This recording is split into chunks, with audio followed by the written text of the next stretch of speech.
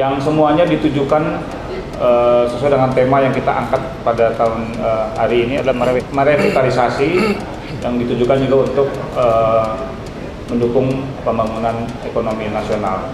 Mengapa saya katakan merevitalisasi? Karena para pimpinan-pimpinan daerah sudah melaksanakan kegiatan-kegiatan inovasi-inovasi. Tapi ada yang harus kita kerjakan lagi ke depan, yaitu mengkoneksikan antar inovasi-inovasi ini sehingga akan menjadi satu data nasional.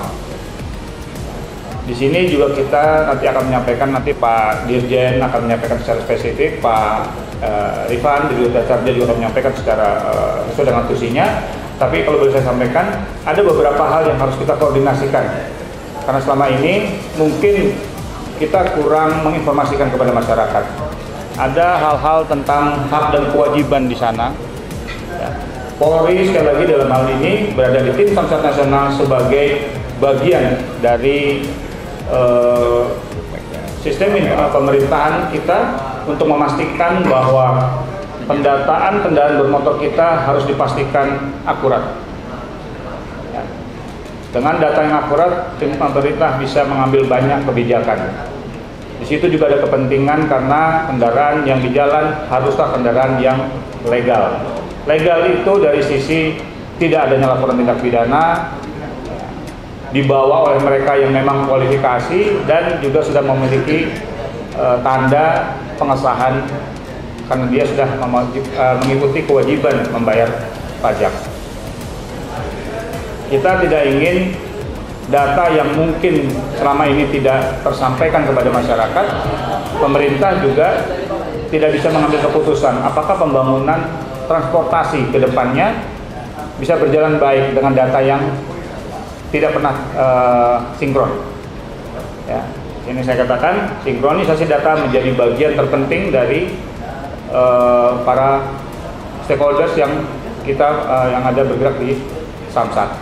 Ya, saya ambil contoh saja, apabila sudah ada angka yang clear, yang pasti, pemerintah itu bisa menentukan apakah kita masih perlu menambah jumlah kendaraan bermotor atau sudah cukup sampai ke permajaan saja contohnya. Kemudian dari sisi pajaknya nanti yang sudah, yang belum. Ya, dari sisi pelayanan yang lainnya, kita tidak berharap ada kecelakaan.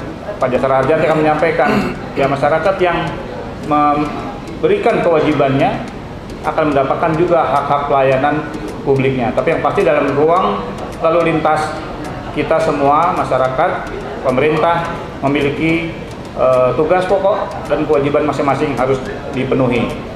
Jadi itu secara garis besar kita mengadakan kegiatan rakor tingkat nasional pada pagi hari ini. Ya, moga-moga apa yang kita kerjakan hari ini bisa langsung diimplementasikan. Karena sebetulnya kita laksanakan ini bukan aturan baru. Ya, kalau dalam undang-undangnya itu undang-undang tahun 2009, sudah sekian tahun yang lalu. Ya, jadi kita ingin merevitalisasi upaya-upaya yang dikerjakan oleh rekan-rekan kita di daerah. Nah, tinggal bagaimana mengedukasi kembali masyarakat sehingga pelayanan prima yang diharapkan dengan hadirnya pemerintah di sana bisa langsung dirasakan oleh masyarakat sesuai dengan apa yang sudah dilaksanakan juga berupa kewajiban masyarakat untuk mematuhi pajak dan pengisian registrasi data RAMNOR-nya secara up-to-date.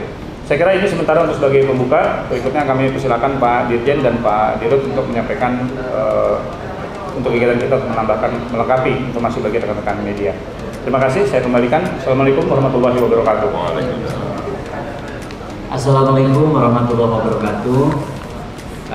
Rekan-rekan media yang kami hormati, hari ini Rakor Nasional Pembina Samsat atau Rakor Samsat atau Rakor Pembina Samsat tingkat nasional.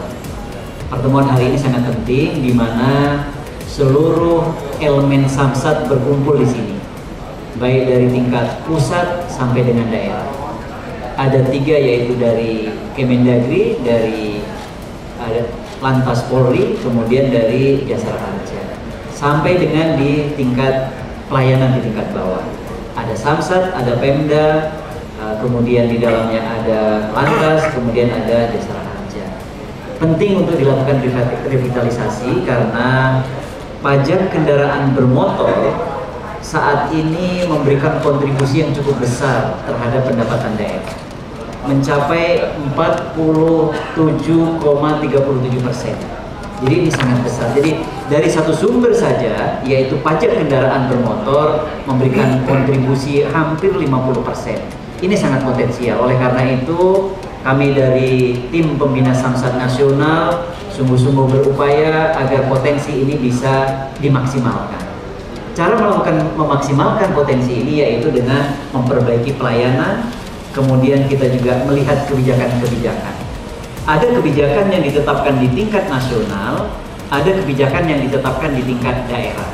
Kepala daerah mempunyai kewenangan untuk memberikan pengurangan, untuk memberikan kebijakan-kebijakan, dan juga memberikan sanksi-sanksi. Oleh karena itu peran kepala daerah juga penting. Ada beberapa isu krusial yang perlu dilakukan, yang perlu ditinjau dan perlu dilaksanakan di tingkat daerah. Misalnya terkait dengan pajak progresif, itu kewenangan dari daerah. Pajak progresif selama ini diberlakukan dengan cara memberikan peningkatan, beban peningkatan kepada orang per orang yang mempunyai kendaraan lebih dari satu. Tetapi dengan pajak progresif ini kemudian banyak wajib pajak yang memindahkan kepemilikannya, namanya kepada orang lain. Ini tentu mengganggu dari data kendaraan bermotor itu sendiri, sehingga data kendaraan bermotor itu bisa lebih bagus lagi, misalnya seperti itu. Yang kedua, BBM 2 yang selama ini tidak terlalu besar kontribusinya, ini juga menjadi problem di lapangan, di mana masyarakat enggan untuk membalik namakan. Kadangkala sudah berpindah ke beberapa kali tangan begitu, tetapi juga belum dipindahkan karena pajaknya mahal. Nah, ini juga peran daerah. Daerah bisa menghapus BBM 2 ini sehingga begitu sudah dipindah tangankan, berganti nama dia di situ sesuai dengan nama pemiliknya, datanya akan bagus dan itu akan berdampak pada peningkatan PAD di daerah itu. Misalnya begini, ada kendaraan bermotor dari kota A sudah berpindah ke kota B, tetapi karena namanya tidak diganti sehingga masih namanya di kota A, sehingga kalau bayar pajak tentu masuknya ke kota A, tidak di kota B gitu. Tetapi dengan begitu berpindah nama, ini tentu akan pemasukannya menjadi di kota B. Ini pentingnya terhadap BBM 2 ini. Kemudian yang ketiga juga yang perlu ditinjau nanti, dan ini juga menjadi kebijakan daerah, yaitu terkait dengan pemutihan. Pemutihan ini dilakukan daerah untuk mengoptimalkan ataupun mendorong wajib pajak untuk berbondong-bondong membayar pajak. Tetapi pemutihan yang rutin, pemutihan ini biasanya dilakukan setahun itu 2 kali, dalam rangka 17 Agustus dan hari ulang tahun provinsi. Kalau rutin, maka akan ada penundaan membayar pajak. Misalnya wajib pajak nggak usah membayar sekarang, nanti sajalah, toh 2 tahun lagi nanti kan akan ada pemutihan, nah gitu. Jadi menunggu pemutihan.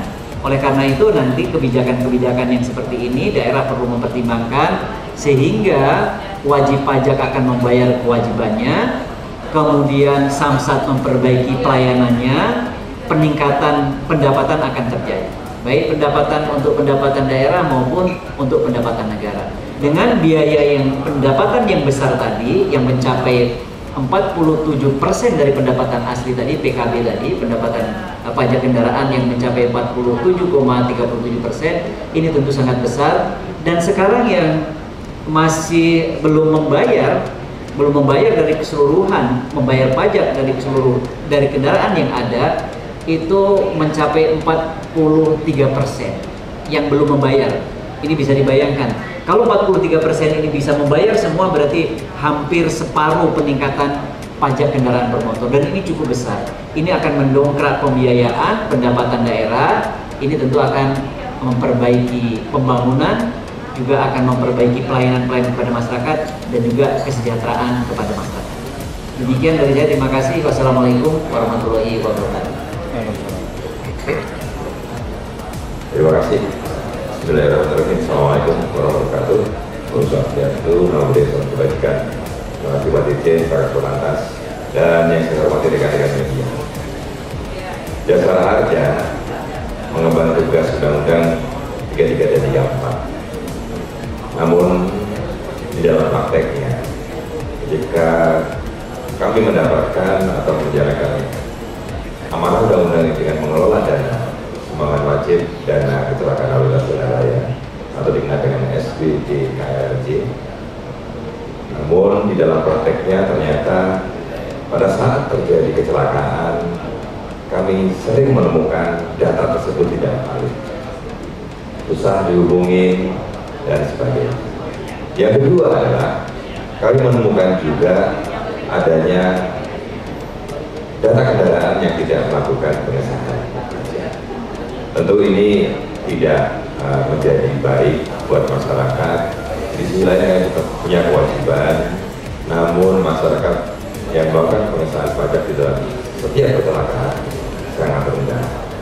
Nah, berawal dari kondisi tersebut, kemudian kami mencoba melakukan rekapitulasi terhadap data yang telah kami kutip atau telah kami kumpulkan dananya dalam bentuk SBDKRJ sejak tahun 2016 sampai dengan 2021. Yang mengejutkan adalah ketika data itu terkumpul, tingkat kepatuhan masyarakat yang kita bandingkan dengan membayar kembali pajak yang berdampak kepada SBDKRJ sangat rendah.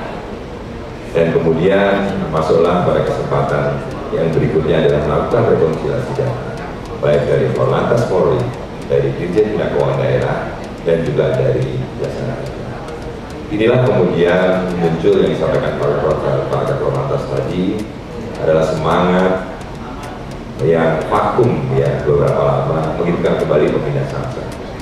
Pembina Samsat nasional adalah kami bertiga. Kami mulai membahas bahwa rekonsiliasi data dan akhirnya pada kesempatan hari ini dikumpulkanlah semua Bapenda, Sekda, Dirlantas, sebagian gubernur maupun juga sekretaris daerah dan sebagian gubernur juga ada di sini. Pada kesempatan ini tentu adalah kesempatan yang baik untuk menyampaikan kepada masyarakat tentang kepatuhan masyarakat ini kemudian menjadi potensi yang baik bagi pemerintah daerah atau pemerintah provinsi. Bayangkan kalau disampaikan sama Pak Dirjen maupun menggunakan data kami, membayar pajak masih 50%, artinya 50% dari kendaraan yang beredar belum melakukan pengesahan.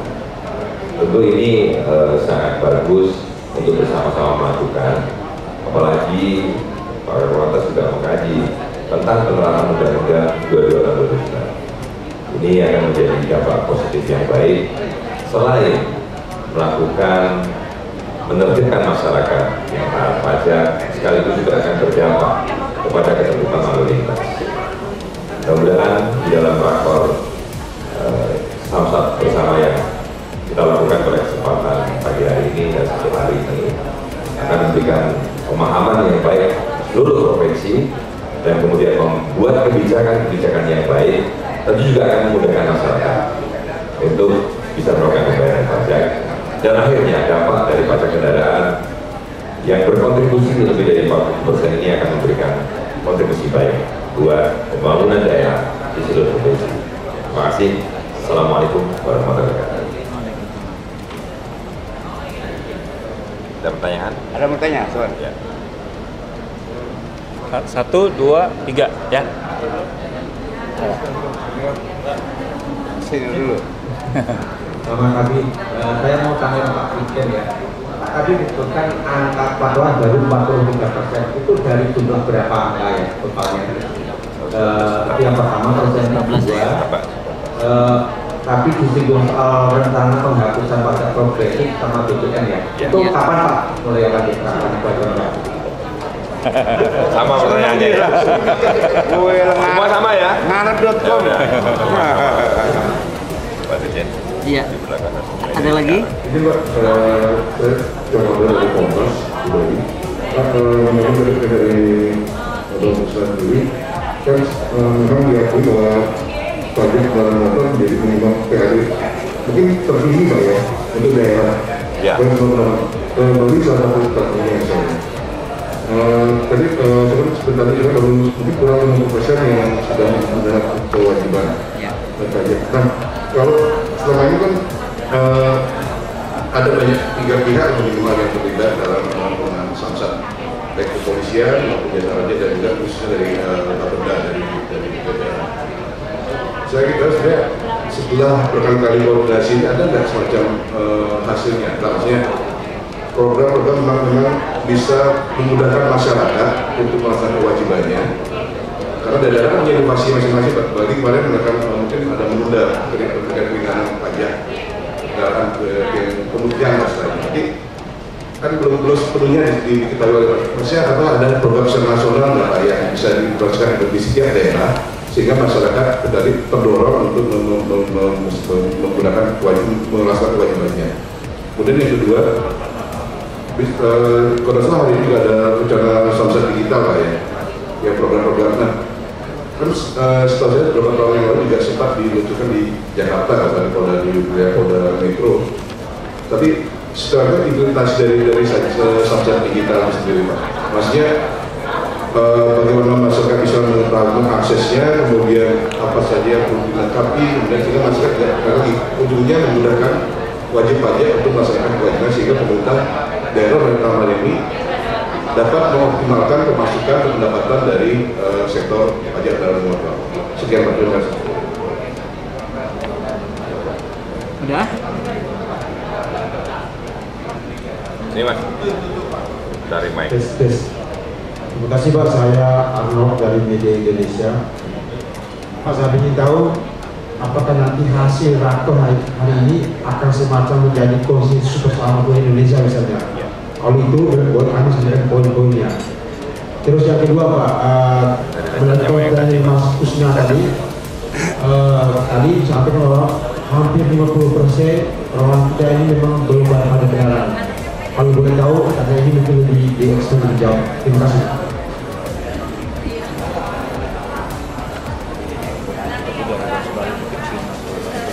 Iya, ini ada bagian saya, ada bagiannya Pak Kakor, ada bagiannya Pak Dirut ya. Yang pertama dari jumlah kendaraan bermotor. Ini memang kita melihat dari sisi mana jumlahnya, tapi secara umum jumlah itu mencapai 112 juta. Dan secara nasional ya. Kemudian yang membayar pajak itu 57% yang membayar. Kalau tadi adalah potensi PAD terhadap pajak kendaraan bermotor terhadap PAD tadi ya, itu sekian persennya tadi. Tapi kalau yang ini adalah yang tidak membayar dan yang membayar. Yang membayar itu 57%, yang belum membayar itu 43%. Itu dari sisi jumlah. Nah kemudian kapan kebijakan-kebijakan yang saya sebutkan tadi itu bisa dilakukan? Bisa dilakukan secepatnya. 3 hal tadi bisa dilakukan oleh daerah secepatnya, yaitu penghapusan pajak progresif, penghapusan BBN 2, dan juga pemutihan. Tapi ini tentu yang pemutihan perlu bertahap, gitu ya. Perlu ada informasi kepada masyarakat. Maka pemutihannya ditiadakan, nanti penertibannya dilakukan. Nah itu Pak Kakor itu yang akan melakukan penertiban itu, sehingga datanya semakin valid, masyarakat juga terdorong untuk membayar pajak, pendapatan menjadi meningkat. Nah untuk meningkatkan pendapatan tadi, untuk meningkatkan juga kepatuhan wajib pajak membayar pajak, selain kebijakan-kebijakan tadi, kemudian ada penegakan, tetapi juga ada perlu perbaikan-perbaikan, perlu perbaikan pelayanan, perlu inovasi-inovasi. Dan selama ini samsat-samsat itu sudah banyak sekali melakukan inovasi. Setiap samsat berbeda-beda inovasinya dan kami berikan apresiasi ini. Nah inilah yang untuk mendorong agar masyarakat muda, masyarakat tertarik, kemudian masyarakat semakin patuh. Nah ini yang bisa dilakukan. Kemudian apa ada dampaknya kita melakukan kunjungan-kunjungan, melakukan rakor-rakor, sosialisasi selama ini? Jelas banyak dampaknya dan sudah berpengaruh. Dengan adanya informasi bahwa kendaraan bermotor yang tidak membayar pajak akan dihapus, akan diblokir, ini masyarakat berbondong-bondong untuk datang. Nah kan kalau tidak diakui atau tidak terdaftar dia, berarti kan kendaraan ini kan kendaraan ilegal, kendaraan bodong. Nah ini dampaknya ada. Kemudian tadi begitu ada informasi bahwa nanti pemutihan tidak ada lagi, nah ini berbondong-bondong pada datang juga nih. Ini kan dampaknya seperti itu. Selain itu juga roadshow kami, tim pembina Samsat Nasional ke beberapa provinsi, ke gubernur, ini juga berdampak karena di situ kita bisa koordinasi, kita bisa diskusi masalah-masalah yang dihadapi, sehingga solusi-solusinya pun juga sudah kita bisa berikan. Demikian dari saya, terima kasih. Hari ini adalah bagian dari inisiatif strategis yang dilakukan oleh tim pembina Samsat Nasional. Jadi di awal kami tahu bahwa data ini memang tidak mudah. Saya kabarkan data dari Korlantas 148 kita. Nggak salah. Kenapa? Karena identifikasi dari seluruh kendaraan dari awal. Data dari Dirjen Bina Keuangan Daerah 120 juta. Nggak salah juga. Karena kenapa? Adalah yang telah punya rekod pembayaran. Sementara kami, karena memang pengelola data yang mengelola data adalah Korlantas ya. Artinya dengan data verifikasi yang kami tarik coba dari tahun 2016 ketemulah 103 juta. Tapi semua data sama. Nah, dari data ini kemudian muncullah kesepakatan bahwa kita akan melakukan single ID prosesnya. Jadi akan diberlakukan.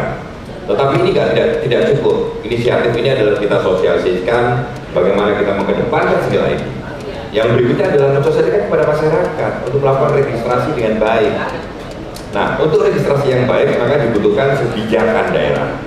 Hari ini kami harapkan ini juga ada beberapa provinsi ini, contoh nanti ada Gubernur Sulawesi Selatan ya, sudah langsung ambil kebijakan seperti yang disampaikan oleh Pak Dirjen bahwa bicara tentang BBN 2 pajak balik nama untuk kendaraan bekas gitu ya, ini dibebaskan. Progresif juga sama, karena kita butuhkan adalah identifikasinya oleh pemilihnya, tidak mengalihkan. Nah, batasan-batasan ini kemudian dalam inisiatif strategis sampai menselesaikan kepada masyarakat Undang-Undang 22 tahun 2009 yang kita harapkan diberlakukan nanti dalam masa sosialisasinya dari tahun 2003 awal. Nanti Pak Korlantas dan Pak Dirjen akan menyampaikan.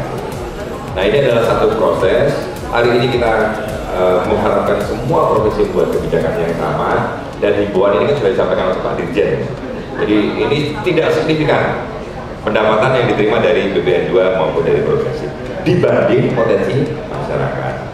Nah, di sisi lain, kalau kami ini punya kepentingan adalah identifikasi data pada saat terjadinya kecelakaan.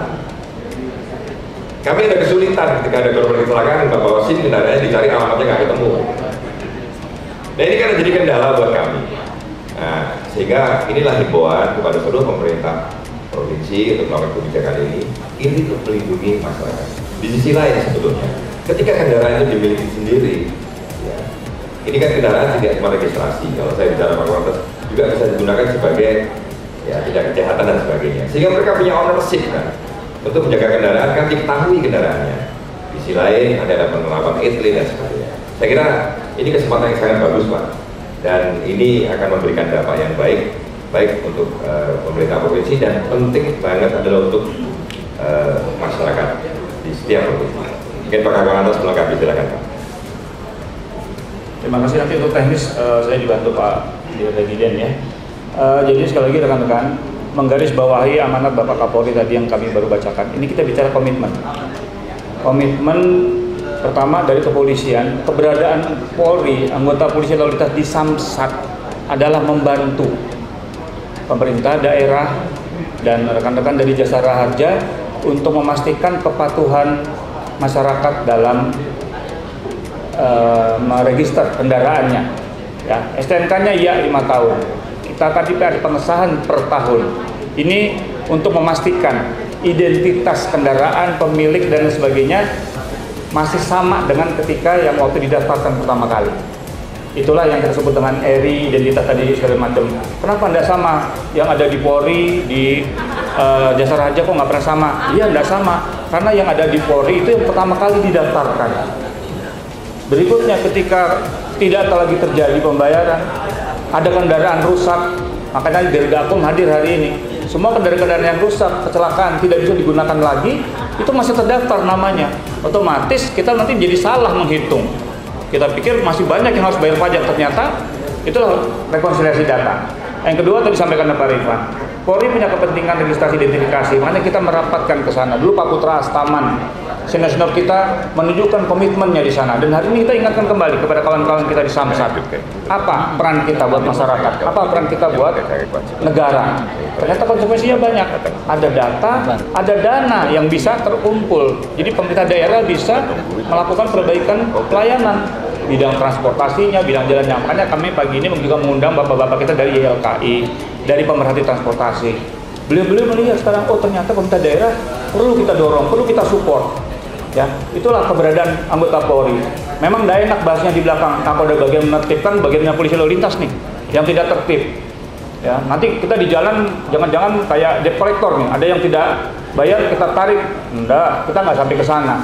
Sepanjang masyarakat bisa kita ajak untuk kooperatif mau bayar, lebih baik bayar. Toh nanti kalau terjadi apa-apa, saya tidak mengharapkan seperti itu.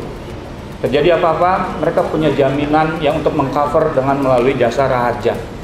Ini perlu kita ingatkan masyarakat edukasi. Dan ini saya terima kasih teman-teman media yang hadir yang bisa menyampaikan kepada masyarakat. Jadi tidak dilarikan kepada saya akan ditangkap, saya akan ditilang oleh anggota polisi lalu lintas. Jangan. Kita tim Samsat ini memastikan masyarakat patuh, masyarakat memahami dan sadar bahwa apa yang dilakukannya akan juga kembali dalam bentuk pelayanan. Nah, tadi menjawab pertanyaannya, Pak Dirjen sudah menyampaikan, inovasi dari masing-masing daerah itu sudah banyak dalam rangka memudahkan masyarakat, dalam rangka membayar pajak. Polisi tidak ada urusannya sama membayar pajak, tapi kami berkomitmen. Kami memiliki aplikasi yang namanya Sinyal, tapi ini belum di-launching. Kami harus lapor Bapak Kapolri dulu dengan penyempurnaan yang dilakukan, termasuk salah satu data Ranmor. Sinyal tidak akan bisa berfungsi baik kalau datanya masih belum valid. Mas, ada motor atas nama siapa kalau boleh tahu? Nama sendiri? Oh, nama istri. Ada yang nama orang lain. Nah, gitu kan. Nah, makanya tolong jangan diracun anggota saya di Samsat. Tolonglah diperpanjang ACC KTP, jangan ya. Itu sudah nggak boleh lagi sekarang. Karena itu yang merusak data kita. Ya, itu stressing saya hari ini buat para anggota Samsat. Jangan hanya coba-coba lagi minta ACC KTP. Itu merusak sistem data kita. Ya, kita ada sinyal, teman-teman nanti boleh nanti di booth ada teman-teman yang bertugas ya. Nah, silakan boleh tanya. Sinyal ini nanti akan di-launching oleh Bapak Kapolri. Tapi ini belum di-launching secara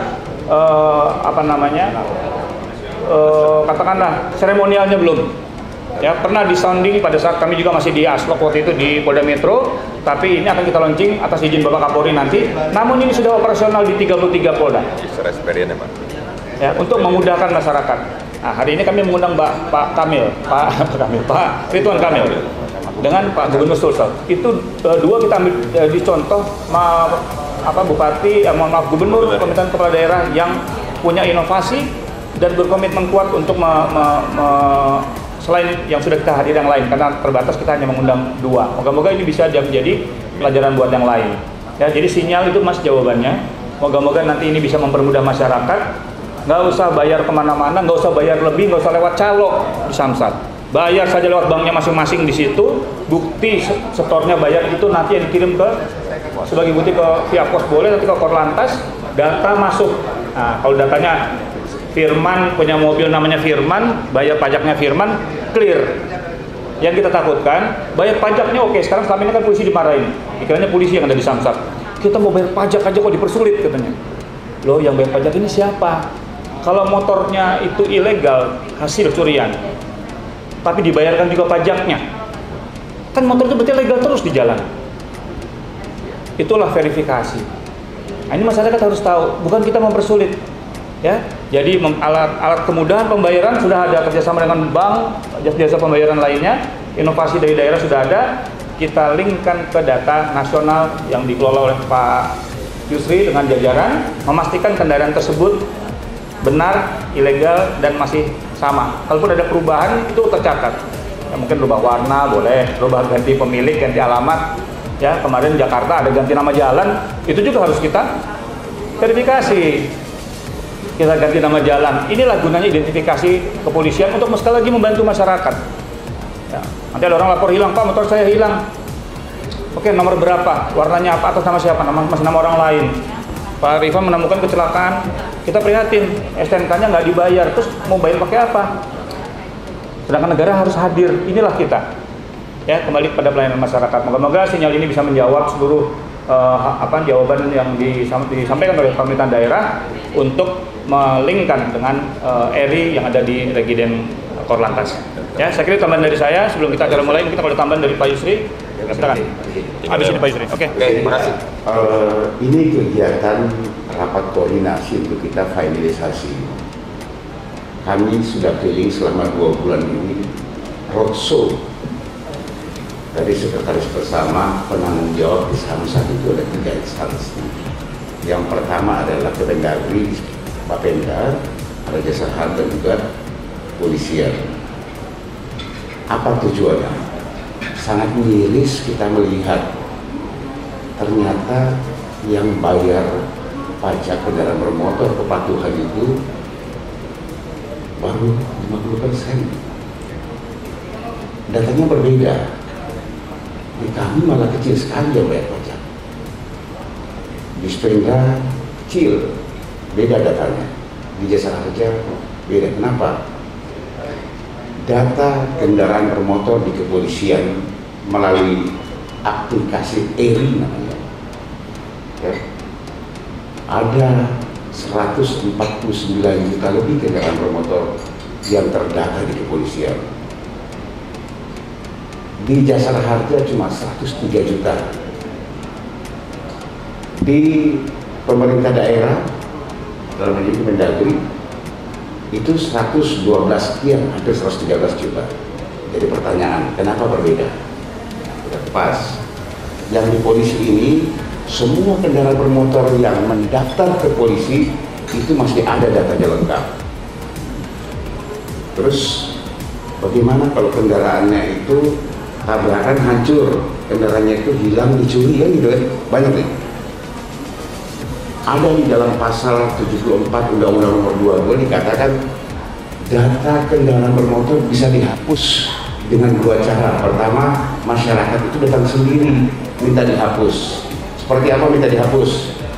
Misalnya mas kendaraannya dicuri mas, atau tabrakan hancur, pajaknya masih ditagih. Aturan pajaknya masih ditagih. Harusnya pasal 74 sudah bunyi itu di ayat 2. Saya kendaraannya hancur, saya datang ke kantor, saya datang ke Samsat, saya minta dihapus karena takut ditagih terus saya pajak. Mobil saya udah hancur, motor saya sudah hancur rebur. Nah, datanglah ke situ minta dihapus. Syaratnya gimana? Bawa fotonya, bawa BPKB STNK, minta dihapus. Nanti ada stempel dihapus ini. Kalau masyarakatnya seperti itu semuanya, yakin sama saya, datanya polisi, datanya Dispenda, datanya asuransi akan sama. Nggak beda seperti sekarang. Itu pertama. Yang kedua yang menirani sekarang ini, Pak, 2 tahun STNK mati kok saya dihapus Pak, dijadikan bodoh, disita. Nah, saya luruskan sekarang. Ini pasal yang berbunyi, ya. Yang pertama minta dihapus sendiri, yang kedua boleh atau dapat dihapus oleh petugas. Kan bunyi di pasal itu dapat dihapus. Kalau dapat berarti boleh iya, boleh tidak. Dapat dihapus. Kenapa? Kalau dia 5 tahun nih, pengesahan STNK-nya 5 tahun nggak diperpanjang, ditambah lagi 2 tahun itu nggak bayar pajak, lama nggak ini? Ya, 5 tahun STNK-nya mati, nggak diperpanjang, ditambah lagi 2 tahun nggak bayar pajak, itu dapat dihapus oleh petugas. Kalau dihapus bagaimana Pak? Ya harus nggak ada lagi datanya. Terus motor saya disita? Enggak, kami nggak sita. Silahkan ada jadikan museum di rumahnya, karena datanya udah nggak ada. Kalau dipakai gimana? Ya kalau ketangkep jadi barang bukti. Kan gitu, orang datanya kan nggak ada. Ini bunyi pasalnya. Jadi pertanyaan masyarakat ke saya, Pak, kalau sudah dihapus, boleh daftarkan lagi? Enggak. Lama loh Mas. Tapi di peraturan kepolisian 07 tahun 2021 dipermudah lagi masyarakat. Ada di situ diatur di pasal 85. Sebelum mati 2 tahun, nanti teman-teman Samsat ini ngirim surat peringatan pertama 3 bulan. diingetin lagi, Pak Joko, sampean udah 5 tahun SMK mati, 2 tahun ini nggak bayar pajak, jadi panjang banget kan? Udah 5 tahun mati, nggak diperpanjang, tambah lagi 2 tahun bayar pajak. Ini loh peringatan pertama, ingetin supaya pajak. Oh, dicuekin juga 3 bulan, dikirim peringatan kedua 1 bulan, dicuekin lagi, dikirim lagi peringatan ketiga 1 bulan. Terakhir masih dicuekin, saya hapus. Enak kan? Ini panjang, ya. Jadi ini yang kali kita tinggal. Kami sedang mengatur single data untuk menyatukan semuanya ini. Bagaimana kemudahan yang akan kita berikan? Salah satu roadshow-nya sekarang ini adalah ada 3 tadi, sesuai yang disampaikan oleh Pak Dirjen. Yang pertama, biaya balik nama itu kita usulkan kepada gubernur, wali kota, bupati untuk dinolkan saja, Pak. Kami sudah menganalisa dengan 50% masyarakat tidak bayar pajak, bukan berarti masyarakat Indonesia ini tidak patuh pajak. Masih banyak yang patuh, Mas, cuma mau enak. Contoh, Mas beli mobil saya 4 tahun lagi mati, ya. Jadi pertanyaan saya, balik nama nggak? Gue balik nama. Pajak motor cuma 250 atau 300 ribu, balik namanya 1,5 juta. Bus 2 motor aja lu nggak sampai segitu kan? Bener nggak? Akhirnya apa? Ah, nanti aja lah, tahun depan lagi, nanti aja. Terakhir ngarep.com-nya itu pemutihan. Bener? Alah sudah, itulah yang saya katakan, kita ini masyarakat Indonesia bukan tidak patuh, tapi mau enak. Pemutihan, makanya kami usulkan pemutihan hapus, tidak boleh lagi ada pemutihan. Kalau balik nama dinolkan, mau nggak sekali bayar pajak, Mas? Mau, sumpah sama saya. Oh, cuma 200 kok, kan gitu. 2 tahun 400. Kalau balik nama, tambah lagi 1,5 juta kan? Itu yang kami usulkan, supaya balik nama ini dihilangkan. Kenapa dihilangkan? Biar masyarakat ini mau semua bayar pajak. Yang 50% sekarang sudah bayar pajak bisa meningkat. Satu. Yang kedua, kita minta pajak progresif dihilangkan. Ya, apa keuntungan kalau pajak progresif dihilangkan sama BBM 2 dihilangkan bagi polisi? Tanya lagi polisi, untungnya apa sih Pak? Kan pajak bukan urusan polisi. Ya, yang pertama, kami teknologi sekarang penegakan hukum dengan menggunakan Mas melanggar lampu merah karena belum balik nama, beli motor saya, yang bilang siapa Mas? Ini kirim surat cinta. Saya, Mas. Betul nggak? Akhirnya kami registrasi identifikasi ke mana nih? Lu yang melanggar situ kok yang ditilang saya. Tapi kalau balik nama 0, yakin sama saya langsung balik nama. Betul Mas? Kalau melanggar langsung ditilang surat cinta ke situ. Itu pertama. Yang kedua, kenapa pajak progresif kami usulkan? Pertama, orang sekarang menghindar-hindar data, Mas.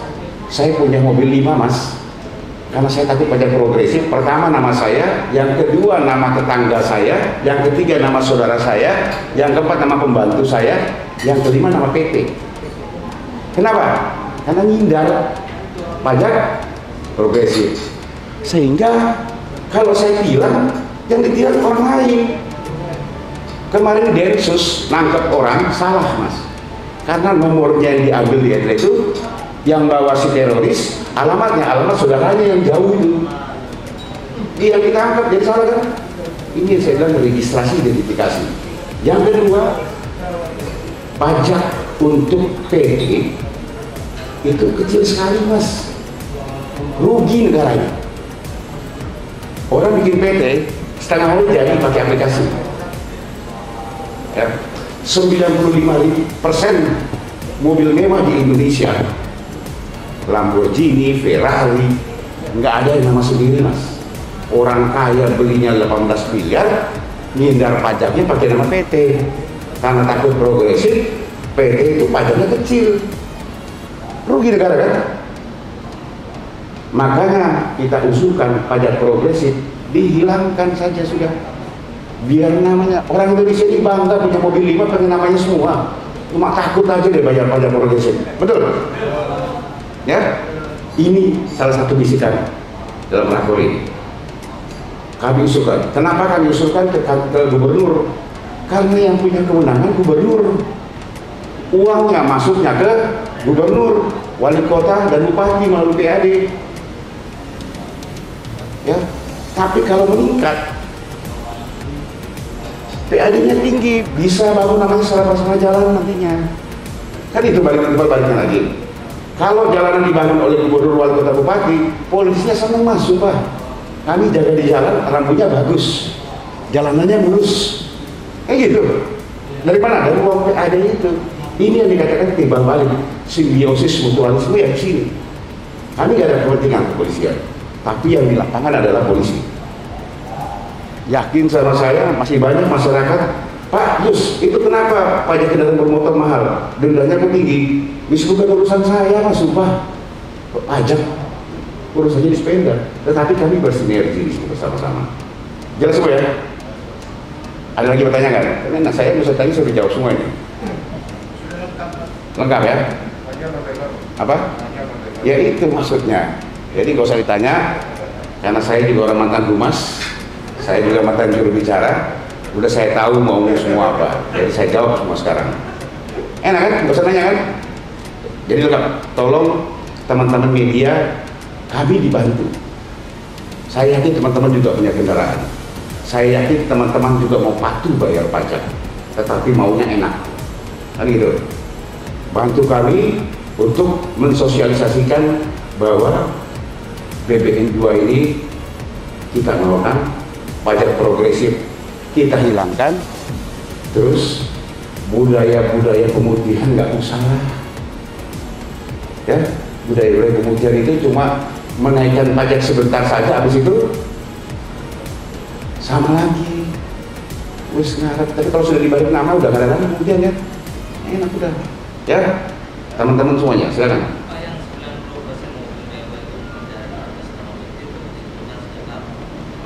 Ya, itu akal-akalan orang Indonesia ini kreatif, Mas. Sumpah, Mas. Orang Indonesia kreatif, sudah punya uang aja masih kreatif. Ngerti nggak maksud saya kenapa ada pakai nama PT? Kalau nama sendiri, Mas, dia kena pajak progresif, Mas. Kedua, kenapa nama PT? Karena PT itu kecil sekali bayar pajaknya. Coba tanya pajak di Sepeda, PT sama nama orang besaran mana bayar pajak ya?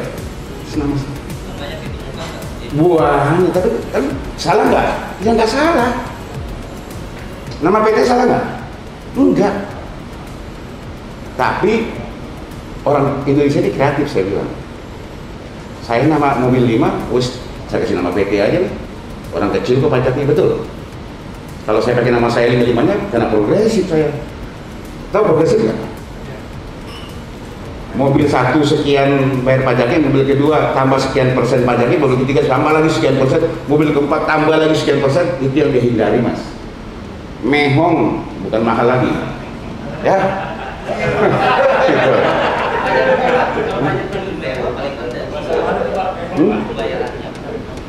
Yang tahu di Sepeda, Mas. Saya tahunya bikin STNK aja. Ya, coba. Maksud saya gini, banyak kendaraan mewah sekarang bukan nama sendiri, Mas, pakai nama PT, Mas. Betul nggak? Coba cek. Ya, mungkin karena nggak punya barang mewah ya. Benar, Mas. Rata-rata hindari progresif. Betul kan? Betul, Mas. Ya. Para gubernur, wali kota, bupati. Kenapa? Kami itu kerjanya. Saya bercontoh. Nanti boleh dengar nanti di sini ada Pak Gubernur Jawa Barat sama. Di Jawa Barat kepatuhan pajak kendaraan bermotor itu sekitar 40 sekian persen. Ya, 40%-an lah. 50% sekian di Jawa Barat. Jawa Barat paling tinggi. Pemasukan dari PAD pajak kendaraan bermotor yang 40 sekian persen ini itu sekitar 2,4 triliun satu tahun. Berarti yang hilang sekitar 3, sekian triliun. Karena masih mengandalkan BBM 2 di Jawa Barat, pemasukan BBM 2 1 tahun sekitar 165 miliar. Jadi pertanyaan, enak hilang 165 miliar dapat 3,4 triliun, atau kita pertahankan 165 miliar hilang uang 3,4 triliun? Kan gitu kan? Hitungan kasarnya seperti itu. Kenapa nggak kita BBM 2 ini kita hilangkan, tapi orang jadi patuh bayar pajak? Apalagi kalau diberikan kebijakan sekarang lagi oleh gubernur, kan itu pakai pergub aturan itu, bukan kita pergub. Nah, apalagi kalau pada saat BBM 2 dihilangkan, saya putihkan denda pajak, cukup bayar pajak pokoknya saja. Senang nggak? Senang pasti lagi. Setelah itu yang kita lihat, kita ngomong bukan pada saat itu, bukan kayak pemutihan biasa. Pemutihan hari ini, bulan depan pemutihan naik pajak, habis itu hilang pemutihan, turun lagi kan gitu. Yang kita mau lihat ini BBM yang 2-nya hilang, biaya balik nama hilang, setelah itu orang jadi bayar pajak gitu loh, naik nanti. Kan gitu matematika seperti itu. Dan kami roadshow ke Jawa, Sumatera, Medan, Makassar. Setelah dihitung, oh betul, kalau gitu saya hilangkan aja BBM 2. Inilah yang kita mau sampaikan dalam rapat koordinasi kumpul semua se-Indonesia ini, untuk kita kasih gambarannya seperti itu, supaya semuanya sama. Jangan sampai nanti ada yang beda di sini, yang lain hilang, ada yang enggak, masyarakat bisa ribut nanti. Kan gitu, wis balik kok hilang nol, masa kami di NTT masih bayar balik nama. Nah, ini yang kita minta kompak semuanya. Betul? Itu enak masyarakat kan? Yakin sama saya mau bayar pajak semua. Asal Pak dimainkan dulu Pak, balik namanya hilang. Terus dendanya saya udah 5 tahun nggak bayar pajak Pak. Dendanya nggak usah ya Pak, bayar pokoknya aja. Benar nggak? Udah itu. Ini yang kita lagi rayu gubernur. Untuk siapa? Untuk PAD-nya, wali kota, kabupaten kota ini aja sendiri kok, bukan untuk kita. Deal ya? Terima kasih. Assalamualaikum warahmatullahi wabarakatuh.